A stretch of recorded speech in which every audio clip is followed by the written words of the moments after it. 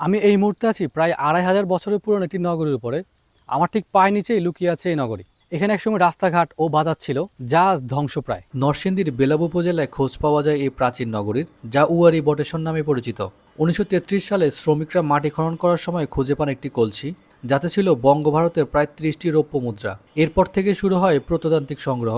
বর্তমানে খনন কাজ বন্ধ আছে। কৃষক, আমি এই মুহূর্তে আছি বটেশ্বর জাদুঘরে। প্রাচীন নগরীতে যা পাওয়া গিয়েছিল তা এই জাদুঘরে সংরক্ষণ করে রাখা হয়েছে। চলুন দেখি এখানে কি কি আছে। এই জাদুঘরের যিনি দায়িত্বে আছেন তিনি বর্তমানে অসুস্থ, যার কারণে আমরা নিজেরাই দেখছি কি কি আছে। প্রায় আজ থেকে ২,৫০০ বছরের পুরনো বিভিন্ন আসবাবপত্র দেখতে পাচ্ছেন। এখানে একটি মটকা,